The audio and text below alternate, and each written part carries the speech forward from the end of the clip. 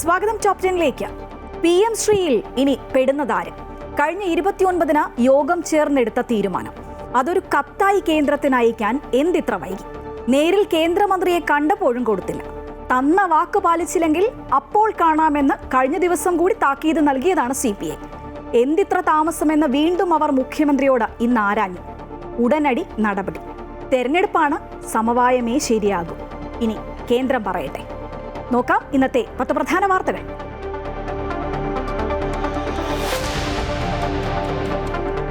ഡൽഹിയിലേത് ഭീകരാക്രമണമെന്ന് കേന്ദ്ര സർക്കാർ. പ്രമേയം പാസാക്കി മന്ത്രിസഭ. അന്വേഷണം വ്യാപിപ്പിച്ച് NIA. സ്ഫോടനത്തിന് ഉപയോഗിച്ച കാർ അൽ-ഫലാഹ് സർവകലാശാലയിൽ സൂക്ഷിച്ചത് 10 ദിവസം. ഉമർ നബിയുടെ ഉടമസ്ഥതയിലുള്ള രണ്ടാമത്തെ കാർ കണ്ടെത്തി. ഡൽഹി അതിർത്തിയിൽ അതീവ ജാഗ്രത. ഗൂഢാലോചന നടത്തിയവരെ നിയമത്തിന് മുന്നിൽ കൊണ്ടുവരുമെന്ന് പ്രധാനമന്ത്രി. പരിക്കേറ്റവരെ മോദി സന്ദർശിച്ചു.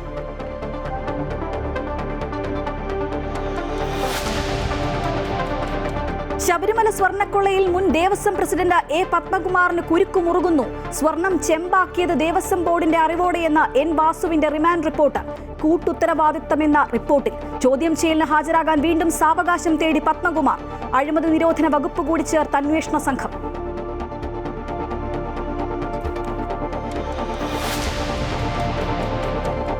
PM ശ്രീ പദ്ധതി താൽക്കാലികമായി നിർത്തിവെച്ചു എന്ന കേന്ദ്രത്തിന് സംസ്ഥാന സർക്കാരിന്റെ കത്ത്. നീക്കം CPI മന്ത്രിമാർ മുഖ്യമന്ത്രിയുമായി കൂടിക്കാഴ്ച നടത്തിയതിനു പിന്നാലെ. കുടിശ്ശിക തുക വാങ്ങിയെടുക്കാൻ ശ്രമിക്കുമെന്ന് മന്ത്രി V. ശിവൻകുട്ടി. PM ശ്രീ പിന്മാറ്റം LDFന്റെ വിജയമെന്ന് ബിനോയ് വിശ്വം.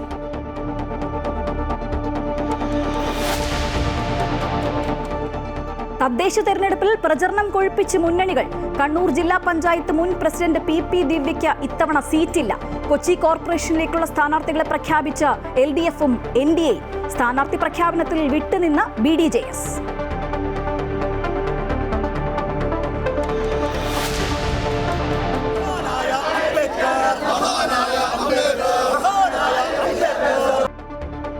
കേരള സർവകലാശാലയിലെ ജാതി അധിക്ഷേപ പരാതിയിൽ സെനറ്റ് യോഗത്തിൽ പ്രതിഷേധവുമായി ഇടതംഗങ്ങൾ.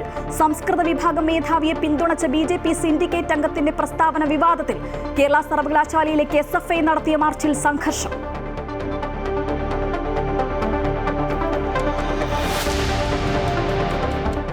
ശബരിമലയിൽ തീർത്ഥാടന കാലത്ത് സൗകര്യമൊരുക്കാൻ പ്രത്യേക നിർദ്ദേശങ്ങളുമായി ഹൈക്കോടതി.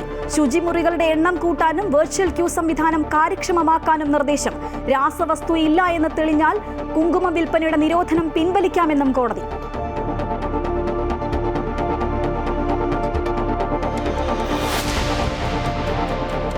അറ്റകുറ്റപ്പണിയുടെ ഭാഗമായി മൂലമറ്റം പവർ ഹൗസ് 1 മാസത്തേക്ക് അടച്ചു.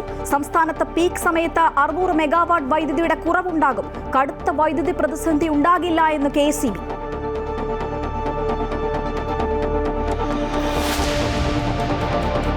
കോഹ്ലിക്കും രോഹിത്തിനും മുന്നറിയിപ്പുമായി BCCI.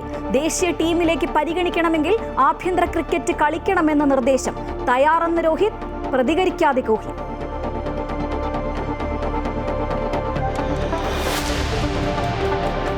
അമേരിക്കൻ പ്രസിഡന്റ് ഡൊണാൾഡ് ട്രംപിനെതിരെ ഞെട്ടിക്കുന്ന വെളിപ്പെടുത്തലുമായി ഡെമോക്രാറ്റുകൾ.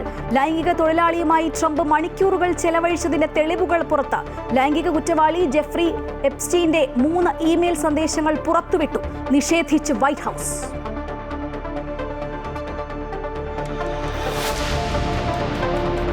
Story of the day. സഞ്ചാരികളുടെ ഇഷ്ടയിടമായി പ്ലെയിൻ പാർക്ക്.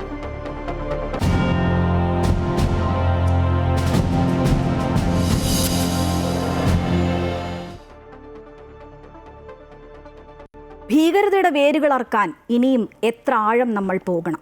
സ്ഫോടനത്തിന് ഉപയോഗിച്ച കാർ 10 ദിവസത്തിലധികം അൽ-ഫലാഹ് സർവകലാശാലയിൽ സൂക്ഷിച്ചിരുന്നു എന്നാണ് അന്വേഷണ സംഘം സ്ഥിരീകരിച്ചിരിക്കുന്നത്. ഈ സർവകലാശാല ഭീകരർക്ക് വളക്കൂറായത് എങ്ങനെ? അന്വേഷണം ഊർജിതമാക്കുകയാണ് NIA. സ്ഫോടനം നടന്ന ചെങ്കോട്ടയ്ക്ക് സമീപത്ത് നിന്ന് കിട്ടിയ തെളിവുകൾ ക്രോഡീകരിച്ചതോടെയാണ് അമോണിയം നൈട്രേറ്റ് തന്നെയാണ് സ്ഫോടനത്തിനായി ഉപയോഗിച്ചത് എന്ന നിഗമനത്തിലേക്ക് അന്വേഷണ സംഘം എത്തിയിരിക്കുന്നത്. ഫരീദാബാദിൽ പിടിയിലായ ഡോക്ടർമാരുമായി സ്ഫോടക വസ്തുക്കൾക്ക് ബന്ധമുണ്ടെന്നും സ്ഥിരീകരിക്കുന്നുണ്ട്. 70 കിലോ വരെ രാസവസ്തുക്കൾ സ്ഫോടനത്തിനായി ഉപയോഗിച്ചിരിക്കാമെന്നാണ് വിലയിരുത്തൽ. കഴിഞ്ഞ 3 ദിവസങ്ങളായി ഉമർ നബി ചെങ്കോട്ടയുടെ പരിസരത്ത് തന്നെ ഉണ്ടായിരുന്നു. സുരക്ഷയും സ്ഥലത്തെ സാഹചര്യവുമെല്ലാം മനസ്സിലാക്കിയ ശേഷം വലിയ ആക്രമണത്തിനായിരുന്നു പദ്ധതി. പരാതിയിട്ടത്. എന്നാൽ ഇതിനിടയിൽ ജമ്മുകശ്മീർ പോലീസ് നടത്തിയ നിർണായക നീക്കമാണ് പദ്ധതികൾ പൊളിച്ചത്. അന്വേഷണ സംഘം കൂട്ടാളികളിലേക്ക് എത്തിയതോടെ ആസൂത്രണം പാതിവഴിയിൽ ഉപേക്ഷിച്ച് വേഗത്തിൽ സ്ഫോടനം നടത്തി. സ്ഫോടനത്തിനായി വാങ്ങിയ കാർ 10-ലധികം ദിവസം അൽഫലാഹ് സർവകലാശാലയിൽ സൂക്ഷിച്ചിരുന്നു എന്നാണ് അന്വേഷണ സംഘം കണ്ടെത്തിയിട്ടുള്ളത്. ഒക്ടോബർ 29-ന് താരിഖിൽ നിന്ന് വാങ്ങിയ കാർ ഉമർ ക്യാമ്പസിനകത്ത് കൊണ്ടുവന്ന് സൂക്ഷിക്കുകയായിരുന്നു. ഇതിന്റെ അടിസ്ഥാനത്തിൽ സർവകലാശാലയുമായി ബന്ധമുള്ള നിരവധി പേരെ കസ്റ്റഡിയിലെടുത്ത് ചോദ്യം ചെയ്തു വരികയാണ്. സംഭവവുമായി സർവകലാശാലയ്ക്ക് ബന്ധമില്ലെന്ന വിശദീകരണവുമായി വൈസ് ചാൻസലർ ഭൂപീന്ദർ കൗർ ആനന്ദ് രംഗത്തെത്തി. സർവകലാശാലയിലെ 2 ഡോക്ടർമാരെയാണ് അന്വേഷണ സംഘം പിടികൂടിയിട്ടുള്ളത്. എന്നാൽ സർവകലാശാലയ്ക്ക് ഇവരുടെ പ്രവർത്തനങ്ങളുമായി ബന്ധമില്ല. അന്വേഷണത്തോട് പൂർണ്ണമായി സഹകരിക്കുമെന്നും രാജ്യത്തിന്റെ സുരക്ഷയും അഖണ്ഡതയും നിലനിർത്താൻ പ്രതിജ്ഞാബദ്ധമെന്നും VC പറയുന്നു. അതിനിടെ സ്ഫോടക വസ്തുക്കൾ സൂക്ഷിച്ചിരുന്ന ഫത്തേപൂരിലെ വീട്ടിലെത്തി പ്രത്യേക അന്വേഷണ സംഘം കൂടുതൽ വിവരങ്ങൾ ശേഖരിച്ചു. അമൃത ന്യൂസ്, ന്യൂഡൽഹി. ഡൽഹിയിൽ നിന്ന് KK പ്രശാന്ത് ചേരുകയാണ്. പ്രശാന്ത്, ഭീകരതയ്ക്കെതിരെ എന്നും കടുത്ത നിലപാടെടുത്തിട്ടുള്ള രാജ്യമാണ് ഇന്ത്യ. ഭീകരാക്രമണം എന്ന സ്ഥിരീകരണം വന്നതോടെ ഉറച്ച നടപടികളുമായി നമ്മൾ മുന്നോട്ട് പോവുകയാണ്. രാജ്യത്തെങ്ങും ശക്തമായ ജാഗ്രതയും സുരക്ഷയും ഒക്കെയാണ്. ഉമർ നബിയുടെ ഉടമസ്ഥതയിലുള്ള മറ്റൊരു വാഹനം കൂടി ഇന്നിപ്പോൾ കണ്ടെടുത്തിരിക്കുകയാണ്. ഏറ്റവും പുതിയ വിവരങ്ങൾ എന്തൊക്കെയാണ്?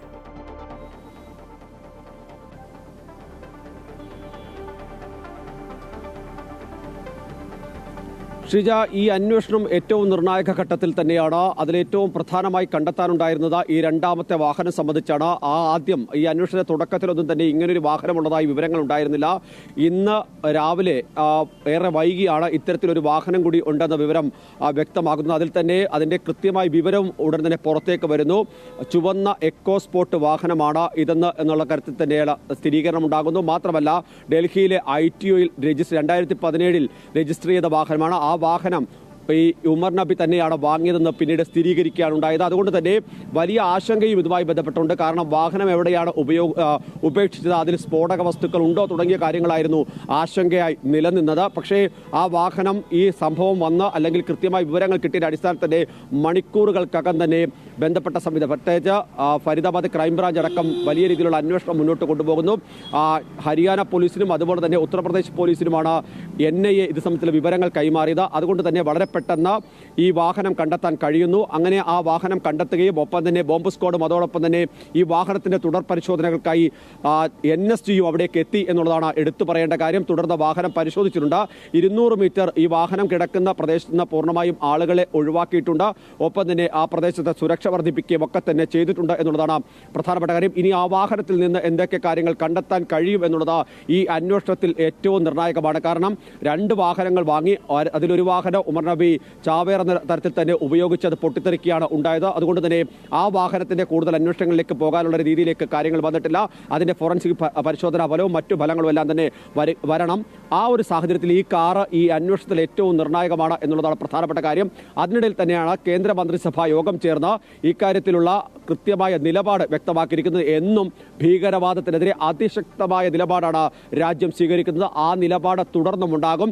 അത് ഏതൊക്കെ തരത്തിലുള്ള ആക്രമണങ്ങൾ രാജ്യത്ത് വിധ്വംസ ശക്തികൾ നടത്തിയാലും ആ നീക്കത്തിൽ നിന്ന് പിന്നോട്ട് പോകില്ല. അതിന് ആരൊക്കെ പിന്തുണ കൊടുത്താലും ആ തീരുമാനം മാറ്റില്ല എന്ന് വളരെ കൃത്യമായി ഇപ്പോൾ കേന്ദ്ര മന്ത്രിസഭ പ്രമേയം പാസാക്കിയിരിക്കുന്നു. മാത്രമല്ല, ഈ സംഭവത്തിന് പിന്നിൽ, ഈ കുറ്റകൃത്യത്തിന് പിന്നിൽ പ്രവർത്തിച്ചവരാരായാലും അവരെ നീതി സംവിധാനത്തിന് മുന്നിൽ കൊണ്ടുവരുമെന്ന് കൂടിയാണ് മന്ത്രിസഭ വ്യക്തം. മറ്റൊരു പ്രധാനപ്പെട്ട കാര്യം കൂടിയുണ്ട്. ഇതൊരു ഭീകരാക്രമണമാണെന്നുള്ള കേന്ദ്ര സർക്കാർ വിലയിരുത്തുകയും കൃത്യമായ നിലപാടെടുക്കുകയും ചെയ്തിരിക്കുന്നു. ഇതുവരെ ഡൽഹി സ്ഫോടനം എന്ന നിലയിലേക്ക് അല്ലെങ്കിൽ ഇങ്ങനെ ഒരു നീക്കം എന്ന നിലയിലേക്ക് മാത്രമായിരുന്നുവെങ്കിൽ ഭീകരാക്രമണം എന്ന് ഔദ്യോഗികമായി സ്ഥിരീകരിക്കുന്നു. കാരണം ഈ സ്ഥിരീകരണത്തിലേക്ക് വരുന്നത് ദേശീയ അന്വേഷണ ഏജൻസി കൈമാറിയ വിവരങ്ങളുടെ അടിസ്ഥാനത്തിലാണ്. അതുകൊണ്ട് തന്നെ ആ രീതിയിലായിരിക്കും ഇതിന്റെ തുടർ നീക്കങ്ങൾ എന്നുള്ളതാണ് പ്രധാനപ്പെട്ട കാര്യം. മറ്റൊന്ന്, എന്തുകൊണ്ട് ഈ ഭീകരാക്രമണത്തിലേക്ക് കാര്യങ്ങൾ എത്തിയെന്നുള്ളതാണ്. ഭീകരവാദ സംഘടനകൾക്കെതിരായ അതിശക്തമായ നിലപാടുകൾ എടുക്കണമെങ്കിൽ ഈ അന്വേഷണം ആ രീതിയിൽ തന്നെ മുന്നോട്ട് പോകണം. ഒപ്പം തന്നെ ഇതിന് പിന്നിൽ പ്രവർത്തിച്ച ആളുകളെ കണ്ടെത്തുകയും വേണം. അത് ജെയ്ഷ് ഇ മുഹമ്മദ് മാത്രമല്ല, ലഷ്കർ ഇ തോയ്ബുമായി ബന്ധപ്പെട്ട് നിൽക്കുന്ന സംഘടനകളടക്കമുണ്ട്. അവരെയൊക്കെ തന്നെ കൃത്യമായി അവരെയൊക്കെ പിടികൂടാനും അവർക്കെതിരെ ശക്തമായ നിലപാടെടുക്കണം. ഇതിനെല്ലാം പിന്തുണ നൽകുന്ന രാജ്യത്തിനെതിരെയും നിലപാടുകൾ വേണം. അതുകൊണ്ടാണ് അത്തരമൊരു കൃത്യമായ നിലപാടിലേക്ക് പ്രമേയം പാസാക്കുന്ന തരത്തിലേക്ക് കാര്യങ്ങൾ എത്തി നിൽക്കുന്നത്. ഏതായാലും ഇനി വരുന്ന മണിക്കൂറുകൾ ഏറ്റവും നിർണായകമാണ്. കാരണം ഈ ഇത്രയും ഇപ്പോൾ പിടിച്ചെടുത്ത അത്രയും സ്ഫോടക വസ്തുക്കൾ മാത്രമാണ് ഉണ്ടായിരുന്നത്, മറ്റ് ആർക്കെങ്കിലും പങ്കുണ്ടായിരുന്നു തുടങ്ങിയ കാര്യങ്ങൾ പരിശോധിക്കുന്നുണ്ട്. 72ഓളം ഈ സർവകലാശാലയുമായി ബന്ധപ്പെട്ട 72ഓളം ആളുകളെയാണ് ചോദ്യം ചെയ്തിട്ടുള്ളത്. അവരിൽ നിന്ന് ചില വിവരങ്ങൾ ലഭിച്ചിട്ടുണ്ട്. അത് ക്രോഡീകരിച്ച തുടർ നീക്കങ്ങളിലേക്ക് പോകാനാണ് ദേശീയ അന്വേഷണ ഏജൻസി ഇപ്പോൾ തീരുമാനിച്ചിട്ടുള്ളത്. ശ്രീജ, തീർച്ചയായും ഭീകരവാദത്തിനെതിരെ ശക്തമായ നിലപാടുകളുമായി രാജ്യം മുന്നോട്ട് തന്നെ പോകുന്നു. വിവരങ്ങളുമായി ഇപ്പം ചേരുകയായിരുന്നു കെ പ്രശാന്ത്. ചെങ്കോട്ട സ്ഫോടനത്തിന്റെ കൂടുതൽ ദൃശ്യങ്ങൾ പുറത്തു വന്നിട്ടുണ്ട്. 15 മിനിറ്റ് ദൈർഘ്യമുള്ള ദൃശ്യങ്ങളാണ് പുറത്തു വന്നത്. റെഡ് ഫോർട്ട് മെട്രോ സ്റ്റേഷന് സമീപമുള്ള തിരക്കേറിയ റോഡിലൂടെ വാഹനങ്ങൾ പതിയെ നീങ്ങുന്നതും പെട്ടെന്ന് പൊട്ടിത്തെറി ഉണ്ടാകുന്നതും തീഗോളം ഉയരുന്നതുമൊക്കെ വീഡിയോയിലൂടെ കാണാം.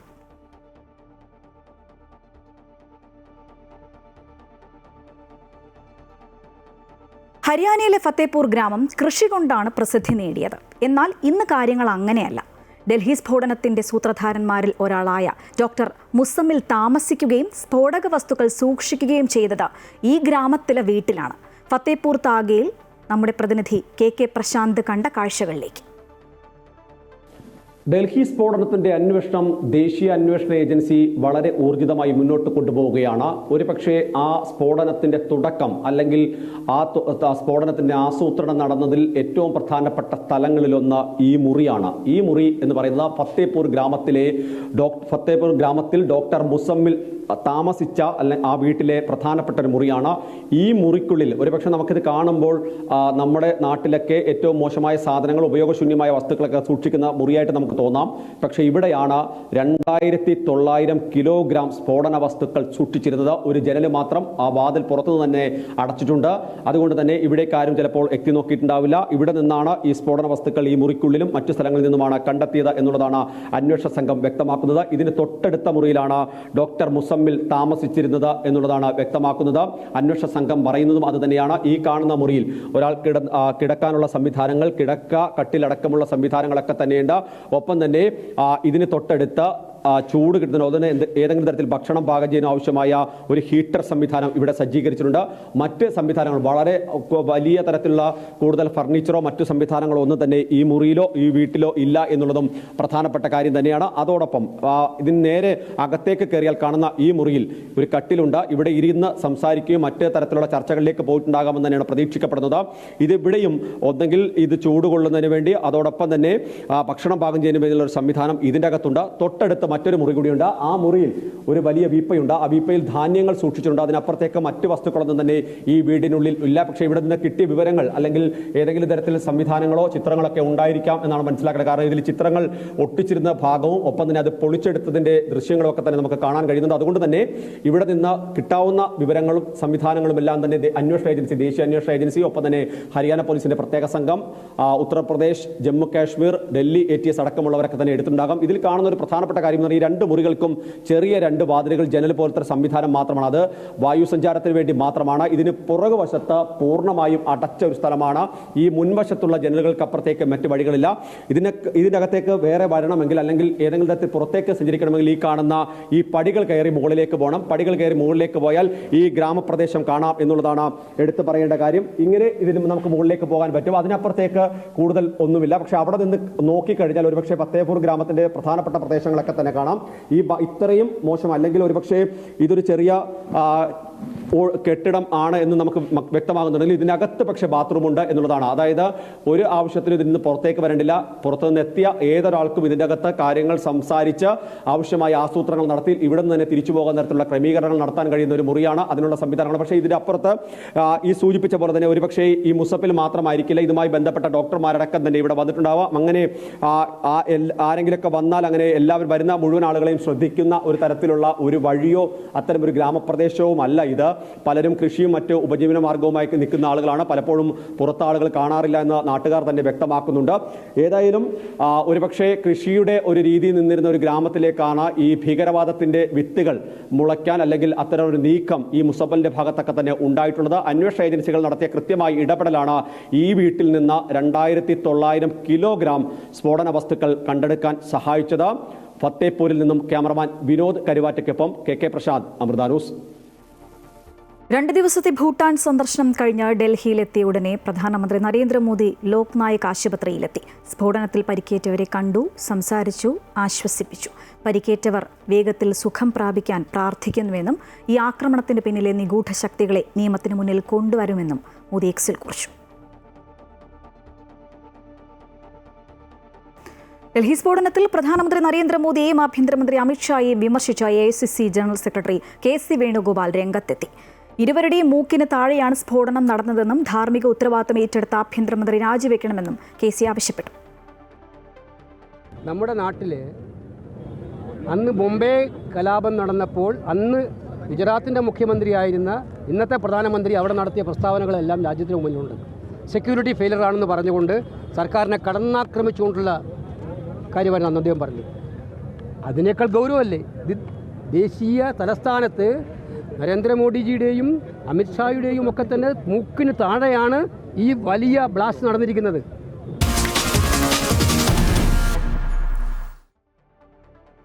ശബരിമല സ്വർണ്ണക്കവർച്ചയിൽ കൗണ്ട് ഡൗൺ തുടരുന്നു. N വാസുവിന് പിന്നാലെ ആര്? കുരുക്കുമുറുങ്ങുന്നത് ദേവസ്വം മുൻ പ്രസിഡന്റ് A പത്മകുമാറിനാണ്. സ്വർണം ചെമ്പാക്കിയത് ദേവസ്വം ബോർഡിന്റെ അറിവോടെ എന്നാണ് N വാസുവിന്റെ റിമാൻഡ് റിപ്പോർട്ട്. അതായത് എല്ലാം കൂട്ടുത്തരവാദിത്തത്തിലെന്ന് സാരം. ചോദ്യം ചെയ്യാനായി രണ്ടാമതും നൽകിയ നോട്ടീസിൽ സാവകാശം തേടിയ പത്മകുമാർ പേടിക്കുന്നതാര്? കേസിൽ അഴിമതി നിരോധന വകുപ്പ് കൂടി ഇന്ന് ചേർത്തു. ഗുരുതരമായ കുറ്റകൃത്യങ്ങളാണ് N വാസുവിന്റെ റിമാൻഡ് റിപ്പോർട്ടിലുള്ളത്. ദേവസ്വം ബോർഡിന്റെ അറിവോടുകൂടിയാണ് N വാസു സ്വർണം ചെമ്പാക്കി മാറ്റിയതെന്ന് റിപ്പോർട്ടിൽ വ്യക്തമാക്കുന്നു. 2019 മാർച്ചിൽ നടന്ന ഗൂഢാലോചനയിൽ N വാസു കച്ചവടക്കാർക്ക് എല്ലാ ഒത്താശയും ചെയ്തു കൊടുത്തു. ഉണ്ണികൃഷ്ണൻ പോറ്റി, ദേവസ്വം ഉദ്യോഗസ്ഥർ എന്നിവരുടെ മൊഴിയിൽ വാസുവിന്റെ പങ്ക് വ്യക്തമാണെന്നും റിപ്പോർട്ടിൽ പറയുന്നു. സ്വർണം പൂശിയതാണെന്നറിയാമായിരുന്നിട്ടും ചെമ്പുപാളികളെന്ന് ബോധപൂർവം ദേവസ്വം കമ്മീഷണറായിരുന്ന N വാസു എഴുതി നൽകുകയും ഉണ്ണികൃഷ്ണൻ പോറ്റിയുടെ കൈവശം കൊടുത്തയക്കാൻ നിർദ്ദേശിക്കുകയും ചെയ്തു. ബാക്കി വന്ന സ്വർണം എന്ത് ചെയ്യണമെന്ന ഉണ്ണികൃഷ്ണൻ പോറ്റി ഇമെയിലിലൂടെ വാസുവിനോട് ചോദിച്ചിരുന്നെങ്കിലും അതിന് മറുപടി നൽകിയില്ല. സ്വർണം ഉണ്ണികൃഷ്ണൻ പോറ്റിയുടെ കൈവശം വെക്കാൻ N വാസു പിന്തുണ നൽകിയെന്നും റിപ്പോർട്ടിൽ ചൂണ്ടിക്കാട്ടുന്നു. എന്നാൽ ആ കാലയളവിലെ ദേവസ്വം ഭരണസമിതിക്കും ഇക്കാര്യത്തെക്കുറിച്ച് അറിവുണ്ടായിരുന്നു എന്നതിലൂടെ A പത്മകുമാറിന് കുരുക്ക് കൂടുതൽ മുറുകുകയാണ്. ചോദ്യം ചെയ്യാനായി രണ്ടാമതും SIT നോട്ടീസ് അയച്ചെങ്കിലും അസൗകര്യം കാരണം പത്മകുമാർ സാവകാശം തേടിയിട്ടുണ്ട്. എന്നാൽ ചോദ്യം ചെയ്യൽ എത്രയും വേഗം നടത്താനാണ് അന്വേഷണ സംഘത്തിന്റെ തീരുമാനം. അഴിമതി നിരോധന നിയമപ്രകാരമുള്ള വകുപ്പും ഈ കേസിൽ SIT ചുമത്തിയിട്ടുണ്ട്. അതിനിടെ N വാസുവിനെ ഉടൻ കസ്റ്റഡിയിൽ വാങ്ങാനാണ് SITയുടെ നീക്കം. അമൃത ന്യൂസ്, തിരുവനന്തപുരം. ശബരിമല സ്വർണ്ണക്കൊള്ളയിൽ സർക്കാരും പാർട്ടിയും പ്രതിരോധത്തിലാകുമ്പോൾ ദേവസ്വം മന്ത്രിയുടെ രാജി ആവശ്യത്തിൽ ഉറച്ചു നിൽക്കുകയാണ് കോൺഗ്രസ്. സെക്രട്ടേറിയറ്റിന് മുന്നിൽ ദേശീയ നേതാക്കളെ അടക്കം നിരത്തി ഇന്ന് നടന്നത് ശക്തമായ പ്രതിഷേധം. സ്വാമിയെ ശരണം അയ്യപ്പ. കേരളത്തിലെ കുറുവ സംഘത്തിന്റെ നേതൃത്വത്തിൽ ദേവസ്വം മന്ത്രി ഉൾപ്പെടെയുള്ളവരെ ജയിലിലടയ്ക്കണമെന്ന് ആവശ്യപ്പെട്ടുകൊണ്ട് തിരുവനന്തപുരം ആശാൻ സ്ക്വയറിൽ നിന്നും സെക്രട്ടേറിയറ്റിലേക്ക് സംഘടിപ്പിച്ച മാർച്ചിൽ AICC general secretary Deepa Das Munshi, KPCC അധ്യക്ഷൻ Sunny Joseph, DCC president N ശക്തൻ, കോൺഗ്രസ് നേതാവ് K മുരളീധരൻ എന്നിവരടക്കം പ്രമുഖ നേതാക്കൾ അണിനിരന്നു. ദേവസ്വം മന്ത്രി VN വാസവൻ രാജിവെക്കുക, സ്വർണ്ണക്കൊള്ളയ്ക്ക് പിന്നിലുള്ള എല്ലാ കുറ്റവാളികളെയും പിടികൂടുക എന്നിങ്ങനെയുള്ള ആവശ്യങ്ങൾ ഉന്നയിച്ചാണ് കോൺഗ്രസ് നേതൃത്വം സെക്രട്ടേറിയറ്റിലേക്ക് മാർച്ചും ധർണയും സംഘടിപ്പിച്ചത്. അമ്പലങ്ങൾ സൂക്ഷിക്കാൻ ഏൽപ്പിക്കുന്നത് വിശ്വാസികളെ ആയിരിക്കണമെന്ന് AICC general secretary KC Venugopal പറഞ്ഞു. എല്ലാ ക്ഷേത്രങ്ങളിലും പാർട്ടിക്കാരെ തിരികെ കയറ്റാനുള്ള ശ്രമം നടക്കുന്നുവെന്നും അമ്പലം പിടിച്ചെടുക്കൽ പ്രക്രിയയാണ് CPM നടത്തുന്നതെന്നും അദ്ദേഹം ആരോപിച്ചു. ഈ പാർട്ടി പിടിച്ചെടുക്കുന്നു പറഞ്ഞ പോലെ അമ്പലം പിടിച്ചെടുക്കൽ പ്രക്രിയ നടക്കുന്നത് CPM. അമ്പലം പിടിച്ചെടുക്കൽ പ്രക്രിയയുടെ ഭാഗമായിട്ട് വിശ്വാസമുള്ളാത്തവരൊക്കെ പിടിച്ച് അമ്പലത്തിന്റെ ഉത്തരവാദിത്വം കൊടുക്കും. വിശ്വാസികളെ മാറ്റി അവിശ്വാസികളെ തലപ്പത്ത് വെക്കുകയല്ല. തെരഞ്ഞെടുപ്പിന്റെ മറവിൽ രക്ഷപ്പെടാമെന്ന് ആരും കരുതേണ്ടെന്ന് KPCC അധ്യക്ഷൻ സണ്ണി ജോസഫ് പറഞ്ഞു. കള്ളന്മാർക്ക് കഞ്ഞി വയ്ക്കുന്നവരാണ് കേരളം ഭരിക്കുന്നതെന്നും അദ്ദേഹം കൂട്ടിച്ചേർത്തു. കേവലം വാസുവല്ല, നിരവധി വാസുമാർ ഇനിയും ജയിലിൽ പോകേണ്ടവരുണ്ട് എന്ന് കേരളത്തിലെ വിശ്വാസ സമൂഹവും ഒന്നടക്കം ഇതിനോടകം തന്നെ സൂചിപ്പിച്ച കാര്യമാണ്. തെരഞ്ഞെടുപ്പിന്റെ മറവിൽ നിങ്ങൾക്ക് രക്ഷപ്പെടാമെന്ന് കരുതേണ്ട. കേരളത്തിലെ ജനങ്ങൾ നിങ്ങളെ കുറ്റവിചാരണ ചെയ്യും.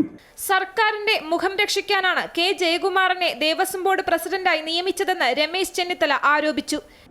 ഈ സ്വർണ്ണക്കള്ളക്കടത്തും ശബരിമലയിൽ ദേവസ്വം ബോർഡിൽ നടക്കുന്ന അഴിമതിയും കൊണ്ട് നാണം കെട്ടി നിൽക്കുന്ന ഈ ഗവൺമെന്റ് തങ്ങളുടെ മുഖമൊന്ന് നന്നാക്കാനാണ്, മുഖമൊന്ന് വെളുപ്പിക്കാനാണ് ഇപ്പോൾ K ജയകുമാറിനെ ദേവസ്വം ബോർഡ് പ്രസിഡന്റ് ആക്കിയിരിക്കുന്നത്.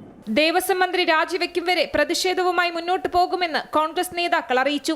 മുതിർന്ന കോൺഗ്രസ് നേതാവായ MM ഹസൻ അടക്കമുള്ളവർ പരിപാടിയുടെ ഭാഗമായി. തദ്ദേശ തെരഞ്ഞെടുപ്പ് അടുത്തതോടുകൂടി LDFനെതിരെ സ്വർണ്ണക്കൊള്ള വിവാദം രാഷ്ട്രീയ ആയുധമാക്കാൻ തന്നെയാണ് കോൺഗ്രസിന്റെ തീരുമാനം. ക്യാമറാമാൻ സുരേഷിനൊപ്പം ദേവിക ചന്ദ്രൻ, അമൃത ന്യൂസ്, തിരുവനന്തപുരം. ശബരിമല സ്വർണ്ണക്കൊള്ളയിൽ ഭരണ നേതൃത്വത്തിന്റെ പങ്ക് വ്യക്തമായതിനാൽ ദേവസ്വം മന്ത്രി VN വാസവൻ രാജിവെക്കണമെന്ന് KPCC പ്രസിഡന്റ് സണ്ണി ജോസഫ് ആവശ്യപ്പെട്ടു. ദേവസ്വം ബോർഡ് പ്രസിഡന്റായി K ജയകുമാറിനെ നിയമിച്ചതിലൂടെ CPM നേതൃത്വം കളങ്കം അംഗീകരിച്ചിരിക്കുകയാണ്. ശബരിമല സ്വർണ്ണക്കൊള്ള കേസിലെ മുഴുവൻ പ്രതികളെയും അറസ്റ്റ് ചെയ്യണമെന്നാവശ്യപ്പെട്ട് വൃശ്ചികം 1 സംസ്ഥാനത്തെ എല്ലാ വാർഡുകളിലും വിശ്വാസ സംരക്ഷണ ജ്യോതി തെളിയിച്ച് പ്രതിഷേധിക്കുമെന്നും സണ്ണി ജോസഫ് പറഞ്ഞു.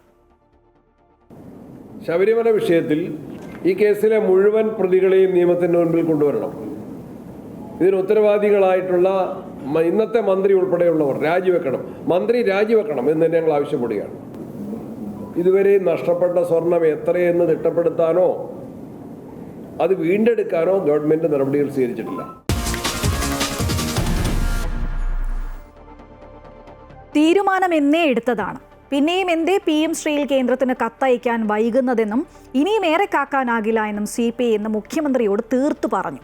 അനുനയ വാതിലുകളെല്ലാം അടഞ്ഞതിനാലും തെരഞ്ഞെടുപ്പ് അടുത്തതിനാലും നടപടിയായി. പദ്ധതി താൽക്കാലികമായി മരവിപ്പിക്കുകയാണെന്ന് കേന്ദ്രത്തിന് കത്തെഴുതിയെന്ന് വിദ്യാഭ്യാസ മന്ത്രിയുടെ സ്ഥിരീകരണം. എല്ലാം മുന്നണി വിജയമെന്നായിരുന്നു ബിനോയ് വിശ്വത്തിന്റെ പ്രതികരണം. CPIയുടെ കടുത്ത എതിർപ്പിനെ തുടർന്നാണ് PM ശ്രീ പദ്ധതിയിൽ നിന്നും പിന്മാറുന്നതായി കാട്ടി സംസ്ഥാന സർക്കാർ കേന്ദ്രത്തിന് കത്തയച്ചത്. PM ശ്രീ പദ്ധതി നടത്തിപ്പ് താൽക്കാലികമായി നിർത്തിവെക്കുന്നതായാണ് കത്തിലെ പരാമർശം. CPIയുടെ ശക്തമായ എതിർപ്പിനെ തുടർന്ന് കഴിഞ്ഞ മാസം 29-ന് ചേർന്ന മന്ത്രിസഭാ യോഗമാണ് PM ശ്രീയിൽ നിന്നും പിന്മാറുന്നതായി കേന്ദ്രത്തിന് കത്തയക്കാൻ തീരുമാനിച്ചത്. എന്നാൽ ഇക്കാര്യത്തിൽ താമസം വന്നതോടെ CPI നേതൃത്വം മുഖ്യമന്ത്രിയെ നേരിൽ കണ്ട് അതൃപ്തി അറിയിച്ചു. മന്ത്രിമാരായ K രാജൻ, P പ്രസാദ് എന്നിവർ മുഖ്യമന്ത്രിയെ നേരിൽ കാണുകയായിരുന്നു. വിദ്യാഭ്യാസ വകുപ്പ് കത്തയക്കുന്നത് നീട്ടിക്കൊണ്ടുപോകുന്നതായി CPI അറിയിച്ചു. തുടർന്ന് നടന്ന മന്ത്രിസഭാ യോഗത്തിലാണ് കത്തയച്ചതായി മുഖ്യമന്ത്രി അറിയിച്ചത്. മുഖ്യമന്ത്രിയുടെ നിർദ്ദേശപ്രകാരം കത്തയച്ചതായി മന്ത്രി V ശിവൻകുട്ടിയും പറഞ്ഞു. PM ശ്രീയുടെ വിഷയം ക്യാബിനറ്റ് ചർച്ച ചെയ്തതിന് ശേഷം ഒരു സബ് കമ്മിറ്റി രൂപീകരിച്ചിരുന്നല്ലോ. വിദ്യാഭ്യാസ മന്ത്രി ചെയർമാനായിക്കൊള്ള ഒരു സബ് കമ്മിറ്റി തുടർ നടപടികൾ നിർത്തിവെക്കുന്നതിന് വേണ്ടി കേന്ദ്രത്തെ രേഖാമൂലം അറിയിക്കുമെന്ന് പറഞ്ഞല്ലോ. അതിപ്പോൾ രേഖാമൂലം അറിയിച്ചിട്ടുണ്ട്. ബാക്കി കാര്യങ്ങളൊക്കെ തന്നെ ഉപസമിതി കൂടി ആലോചിക്കും. LDF രാഷ്ട്രീയത്തിന്റെ വിജയമാണിതെന്ന് CPI സംസ്ഥാന സെക്രട്ടറി ബിനോയ് വിശ്വം പ്രതികരിച്ചു.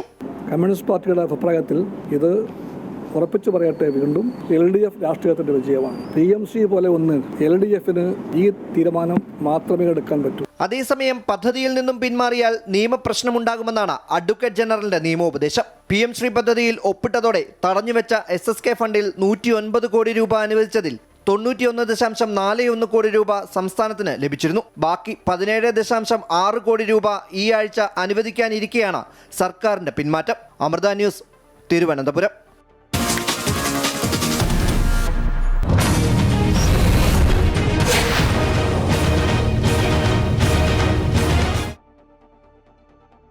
പാർട്ടിയുടെ മുഖം രക്ഷിക്കണം, കരുതലോടെ കണ്ണൂർ ജില്ലാ പഞ്ചായത്തിലേക്ക് മത്സരിക്കുന്ന CPM സ്ഥാനാർത്ഥികളുടെ പട്ടിക പുറത്തുവിട്ടിരിക്കുകയാണ് അവർ.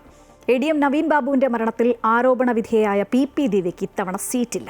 CPM ജില്ലാ കമ്മിറ്റി അംഗം അനുശ്രീ പിണറായി ഡിവിഷനിൽ മത്സരിക്കും. കണ്ണൂരിൽ 25 ജില്ലാ പഞ്ചായത്ത് ഡിവിഷനുകളിൽ 16 CPM മത്സരിക്കും.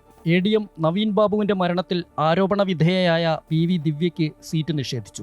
SFI മുൻ സംസ്ഥാന പ്രസിഡന്റും CPM ജില്ലാ കമ്മിറ്റി അംഗവുമായ അനുശ്രീ പിണറായി ഡിവിഷനിൽ ജനവിധി തേടും. ബിനോയ് കുര്യൻ ഒഴികെ എല്ലാ സ്ഥാനാർത്ഥികളും പുതുമുഖങ്ങളാണ്. ജില്ലാ പഞ്ചായത്ത് പ്രസിഡന്റ് സ്ഥാനാർത്ഥിയാകാൻ സാധ്യതയുള്ള ബിനോയ് കുര്യൻ CPMന്റെ ശക്തി കേന്ദ്രമായ പെരളശ്ശേരി ഡിവിഷനിലാണ് മത്സരിക്കുന്നത്. PP ദിവ്യ മത്സരിച്ച് ജയിച്ച കല്യാശ്ശേരി ഡിവിഷനിൽ VV പവിത്രനാണ് ഇത്തവണ സ്ഥാനാർത്ഥി.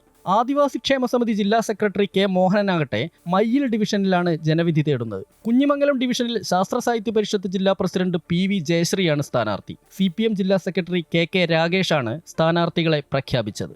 ജില്ലാ പഞ്ചായത്തിന്റെ കഴിഞ്ഞ 5 വർഷക്കാലത്തെ പ്രവർത്തനമെന്ന് പറയുന്നത് മികച്ച പ്രവർത്തനം, മാതൃകാപരമായിട്ടുള്ള പ്രവർത്തനം നടത്താൻ വേണ്ടി ജില്ലാ പഞ്ചായത്തിന് കഴിഞ്ഞിട്ടുണ്ട്. അതുകൊണ്ട് തന്നെ സ്വരാജ് ട്രോഫി ഉൾപ്പെടെയുള്ള പുരസ്കാരങ്ങൾ കണ്ണൂർ ജില്ലാ പഞ്ചായത്തിന് നേടിയെടുക്കാൻ വേണ്ടി കഴിഞ്ഞിട്ടുണ്ട് എന്നുള്ളതാണ് നമ്മുടെ അനുഭവം. ജില്ലാ പഞ്ചായത്ത് പ്രസിഡന്റ് ആരായിരിക്കുമെന്ന് തെരഞ്ഞെടുപ്പിന് ശേഷമേ തീരുമാനിക്കുകയുള്ളൂവെന്ന് കെ രാഗേഷ് പറഞ്ഞു. 9 സീറ്റുകളിൽ മത്സരിക്കുന്ന ഘടകകക്ഷി സ്ഥാനാർത്ഥികളുടെ പട്ടിക അടുത്ത ദിവസമാവും പ്രഖ്യാപിക്കുക.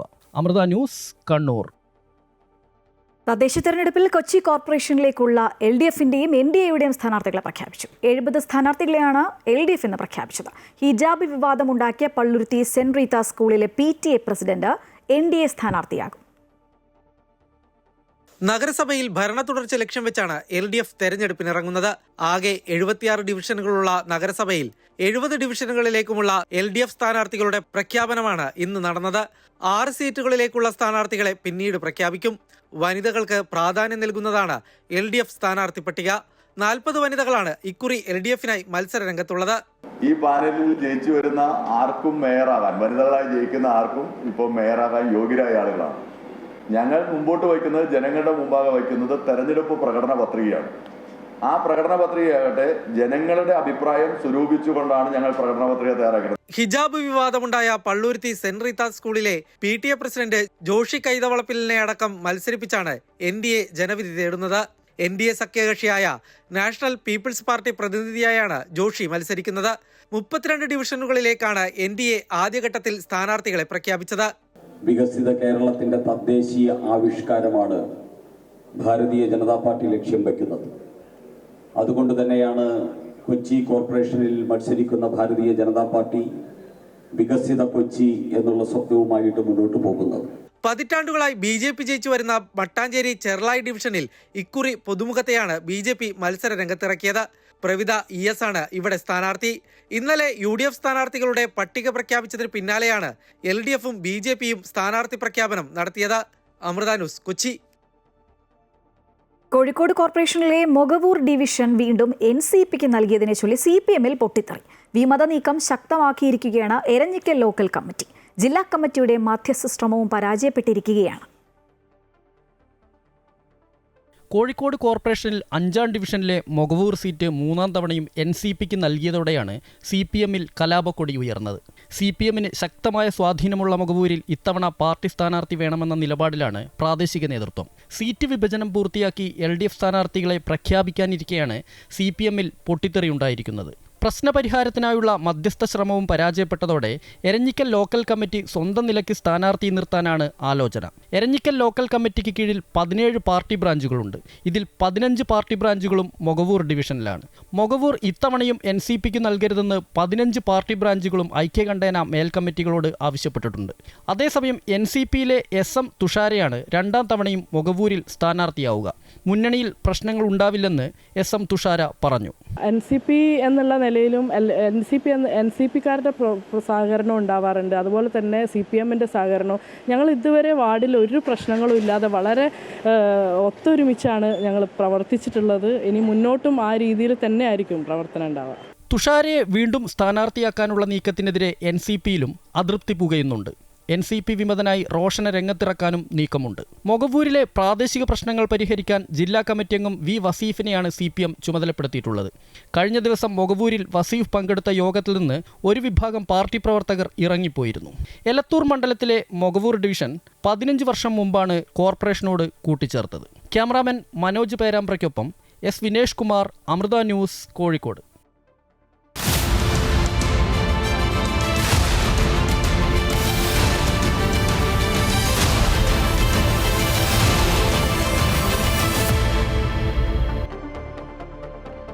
ഉരുൾപൊട്ടൽ ദുരന്തത്തിൽ ഒരു ഗ്രാമം തന്നെ ഭൂപടത്തിൽ നിന്ന് മാഞ്ഞപ്പോൾ ഓർമ്മയാകുന്നത് മുണ്ടക്കൈ എന്ന വാർഡും നാടിനെ കണ്ണീരിലാഴ്ത്തി കടന്നുപോയവരുമാണ്. തദ്ദേശ തെരഞ്ഞെടുപ്പിൽ മേപ്പാടി പഞ്ചായത്തിലെ 11ാം വാർഡായ മുണ്ടക്കൈയിലെ അവശേഷിക്കുന്ന വോട്ടർമാരെ ചൂരൽമല വാർഡിൽ ഉൾപ്പെടുത്തി പുനർനിർണയം നടത്തിയപ്പോൾ ജനഹിതത്തിന് വേദിയായ വെള്ളാർമല സ്കൂളിലെ പോളിംഗ് സ്റ്റേഷനും സ്മാരകമായി നിലകൊള്ളുന്നു. സംസ്ഥാനം തെരഞ്ഞെടുപ്പ് ചൂടിലേക്ക് പോകുമ്പോൾ ഭൂപടത്തിൽ നിന്നും അപ്രത്യക്ഷമായ ഒരു വാർഡുണ്ട്, മുണ്ടക്കൈ. ആളും ആരവുമില്ലാത്ത നാടായി മുണ്ടക്കൈ മാറിയിരിക്കുന്നു. മേപ്പാടി പഞ്ചായത്തിലെ 10, 11, 12 വാർഡുകളിലെ വോട്ടർമാരാണ് ദുരന്തത്തിന്റെ ഇരകളായി മൺമറഞ്ഞുപോയത്. ഇതോടൊപ്പം മുണ്ടക്കൈ എന്ന പേരിലുള്ള 11ാം വാർഡും ഇല്ലാതായി. എന്നാൽ ആ നാമധേയം അങ്ങനെ മറക്കാൻ കഴിയില്ലല്ലോ. വാർഡ് പുനർനിർണയത്തിൽ 11ാം വാർഡിന് മുണ്ടക്കൈ ചൂരൽമല എന്നു പേര് നൽകി. 2 വാർഡുകളും കൂട്ടിച്ചേർത്ത് വെച്ചാലും കരട് വോട്ടർ പട്ടികയിൽ കഴിഞ്ഞ തവണത്തെ അപേക്ഷിച്ച് 406 പേരുടെ കുറവ് കാണാം. പണ്ട് ഈ ടൈമിൽ 12ാം വാർഡിൽ പറഞ്ഞ മുണ്ടക്കൈ ഒരു ഇലക്ഷൻ വർക്ക് സൂപ്പറായി പ്രവർത്തിക്കുന്ന ടൈമായിരുന്നു. ഒരു ചൂട് പിടിച്ചൊരു പ്രദേശമായിരുന്നു മുണ്ടക്കൈ. ഇപ്പോൾ ആ വാർഡ് ഉരുൾപൊട്ടലിലൂടെ നഷ്ടപ്പെട്ടിരിക്കുകയാണ്. ഇപ്പോൾ 12ാം വാർഡും 11ാം വാർഡും ഒന്നായിട്ട് ഇപ്പോൾ ഒരു 11ാം വാർഡാണ് ഇപ്പോൾ നിലവിലുള്ളത്. രാഷ്ട്രീയത്തിൽ ജനങ്ങൾ താമസിക്കുന്നവർ പല ദിക്കിലുമാണ്. 1100 വോട്ടർമാരാണ് ഇവിടെയുള്ളത്. ദുരന്തത്തിൽ ചൂരൽമല മുണ്ടക്കൈ വാർഡുകളിൽ ഉൾപ്പെട്ട 236 വോട്ടർമാരാണ് മരിച്ചത്. വെള്ളാർമല സ്കൂളിലെ പോളിംഗ് സ്റ്റേഷനും ഇനി ഉണ്ടാകില്ല. അത് തൊട്ടടുത്ത നീലിക്കാപ്പ് പള്ളിയിലേക്ക് മാറും. പിറന്ന നാടിൽ നിന്നും ഉരുൾ അടർത്തി മാറ്റി പലായനം ചെയ്തവർ വാടക വീടുകളിൽ നിന്ന് ചൂരൽമലയിലേക്ക് വോട്ട് ചെയ്യാനായി എത്തും. കൽപ്പറ്റയിലെ ടൗൺഷിപ്പിലേക്ക് വൈകാതെ അതിജീവിതർ മാറുന്നതോടെ ഇവർ ചൂരൽമല എന്ന മേൽവിലാസത്തിൽ നിന്നും പൂർണ്ണമായും ഒഴിവാകും. രതീഷ് കുഞ്ചത്തൂർ, അമൃത ന്യൂസ്, വയനാട്. കോഴിക്കോട് കൊടുവള്ളി നഗരസഭ വലിയ ഭൂരിപക്ഷത്തിൽ UDF ആണ് ഭരിക്കുന്നത്. അതേസമയം നഗരസഭയിലെ വികസന പ്രവർത്തനങ്ങളുടെ അപര്യാപ്തത ചൂണ്ടിക്കാട്ടി ഒരു അട്ടിമറി വിജയം പ്രതീക്ഷിക്കുന്നുണ്ട് LDF. ലീഗിന് കരുത്തുള്ള നഗരസഭയിൽ ഭരണ തുടർച്ചയുണ്ടാകുമെന്ന പ്രതീക്ഷയിൽ തന്നെയാണ് UDF. മുസ്ലിം ലീഗിന് വ്യക്തമായ മേൽക്കൈയുള്ള നഗരസഭയാണ് കൊടുവള്ളി നഗരസഭ. പക്ഷേ മുസ്ലിം ലീഗിനും UDFനും കാര്യങ്ങൾ ഇത്തവണ എളുപ്പമാകുമോ എന്ന് കണ്ടറിയണം. ഇവിടുത്തെ മുനിസിപ്പാലിറ്റി 3-4 വ്യക്തിക്ക് വേണ്ടി ഈ ഒരു നാടിന്റെ വികസനം മുരടിപ്പിക്കുകയാണ്. ഇവിടെ LDFന് കിട്ടുകയാണെങ്കിൽ എന്തായി കിട്ടുകയും പിന്നോട്ടാണ് പ്രവർത്തനമൊക്കെ. വികസനങ്ങൾ നമ്മൾ കൊണ്ടുവരുന്നില്ല. ചിലപ്പോൾ കേരളത്തിൽ ഇങ്ങനെ മുനിസിപ്പാലിറ്റി ഉണ്ടാവില്ല. ഒന്ന് മൂത്രമൊഴിക്കാൻ വരെ ഒരു ബാത്റൂം ഇല്ലാത്ത ഒരു ഏക മുനിസിപ്പാലിറ്റി ഉണ്ടായി കൊടുവള്ളി തോന്നും. ഇവിടെ എന്താ പ്രവർത്തന നഗരസഭ നടത്തുന്നത്? ഒന്നുമില്ല. വെറുതെ ഒരു വട്ടം തിരിഞ്ഞ് കളിക്കുന്നതല്ല, വേറെ ഒന്നും ഇല്ല. 2015 കൊടുവള്ളി നഗരസഭ രൂപീകരിക്കുന്നത്. 19 സീറ്റുമായി UDF അന്ന് ഭരിച്ചപ്പോൾ 17 സീറ്റുമായി ശക്തമായ പ്രതിപക്ഷമായി LDF രംഗത്തുണ്ടായിരുന്നു. മുസ്ലിം ലീഗിലെ അന്തഛിദ്രങ്ങളും കാരാട്ട് റസാക്ക് ലീഗ് വിട്ടതും ഉൾപ്പെടെയുള്ള വിഷയങ്ങളാണ് 2015 UDFന്റെ വലിയ ഭൂരിപക്ഷം ഇല്ലാതാക്കിയത്. 2020 ചിത്രം പൂർണ്ണമായും ലീഗിന് അനുകൂലമായി. ആകെ 36 കൗൺസിലർമാരിൽ 25 എണ്ണം UDF നേടിയപ്പോൾ 11 LDF ചുരുങ്ങി. 19 സീറ്റാണ് ലീഗ് നേടിയത്. 5 കോൺഗ്രസും 1 സീറ്റ് വെൽഫെയർ പാർട്ടിക്കും ജയിക്കാനായി. നഗരസഭാ കെട്ടിടം, കൊടുവള്ളിയിലെ ഗതാഗതക്കുരുക്ക്, വികസനമില്ലായ്മ, ഇതെല്ലാം തന്നെയാണ് LDF പ്രചരണായുധം. ഒരു 10 മിനിറ്റ് കൂടി കഴിഞ്ഞാൽ ഈ കൊടുവള്ളി നിശ്ചലാവും. ട്രാഫിക് ബ്ലോക്കാണ്. അതിനുവേണ്ടി കൊണ്ടുവന്ന പദ്ധതിക്ക് എതിര് നിന്നത് ഇവിടുത്തെ നഗരസഭ അടക്കമുള്ള ആളുകളാണ്. വർഷങ്ങളായിട്ടുള്ള മുറവിളിയാണ്. ഇന്നും അത് നല്ലൊരു ബാത്റൂം സൗകര്യം ഇവിടെ ഉണ്ടായിട്ടില്ല. അവിടേക്ക് കറണ്ട് കണക്ഷൻ ഇല്ല. രാവിലെയും വൈകിട്ട് വരുന്ന ആളുകൾ മെഴുകുതിരി കത്തിച്ച് വെച്ച് പ്രാഥമിക അറിവ് നിർവഹിക്കുന്ന അവസ്ഥയാണുള്ളത്. ഇപ്പോൾ നിങ്ങൾ കാണാം, ഇപ്പോൾ ഇവിടെ ഈ ബിൽഡിംഗ് ഇങ്ങനെ നോക്കുകുത്തിയായിട്ട് 1.5-2 വർഷത്തോളമായി. ഇത് നേരത്തെ സർക്കാർ അനുവദിച്ച ഫണ്ട് വെച്ചിട്ട് മാറ്റി നിർമ്മിക്കാൻ പറ്റിയിരുന്നു. ഇവിടുത്തെ ഭരണാധികാരികളുടെ പിടിപ്പുകേട് കൊണ്ട് ഇതും നിശ്ചലാവസ്ഥയിലാണ്. അതേസമയം ഭരണ തുടർച്ചയുണ്ടാകുമെന്ന പ്രതീക്ഷയിൽ തന്നെയാണ് UDF. ഇപ്പോൾ ഒരു നഗരം എങ്ങനെ ഏറ്റവും വൃത്തിയായി സൂക്ഷിക്കാൻ കഴിയും? അവിടുത്തെ പിന്നെ വയോജനങ്ങളടക്കമുള്ള അല്ലെങ്കിൽ ഭിന്നശേഷിക്കാരടക്കമുള്ള ആളുകൾ എങ്ങനെ സംരക്ഷിക്കാൻ കഴിയും? അത്തരം കാര്യങ്ങളിലാണ് ഞങ്ങൾ ഏറ്റവും കൂടുതൽ ശ്രദ്ധ കൊടുത്തത്. അവർക്ക് വലിയ രീതിയിലുള്ള ഹെൽപ്പ് ചെയ്യാൻ ഈ നഗരസഭ കഴിഞ്ഞിട്ടുണ്ട്. വളരെ ക്ലീനായിട്ടുള്ളൊരു നഗരസഭ സൃഷ്ടിച്ചെടുക്കാൻ കഴിഞ്ഞിട്ടുണ്ട്. കൊടുവള്ളി മുനിസിപ്പാലിറ്റിയിൽ UDFന് ഇപ്പം 25 സീറ്റാണുള്ളത്. പ്രതിപക്ഷത്തിന് 11 സീറ്റേ ഉള്ളൂ. ഞങ്ങളത് 30 സീറ്റാക്കി വർദ്ധിപ്പിക്കുമെന്ന് യാതൊരു സംശയവുമില്ല. അത്രമാത്രം സപ്പോർട്ട് ഓരോ വാർഡിൽ നിന്നും നമുക്കുണ്ട്. UDFന് മേൽക്കൈയുള്ള കൊടുവള്ളി നഗരസഭയിൽ ശക്തമായ പ്രചരണം കൊണ്ട് മാത്രമേ LDFന് ഒരു അട്ടിമറി വിജയമെങ്കിലും കരസ്ഥമാക്കാനാകൂ. MM Ragesh, Amrita news, Kozhikode.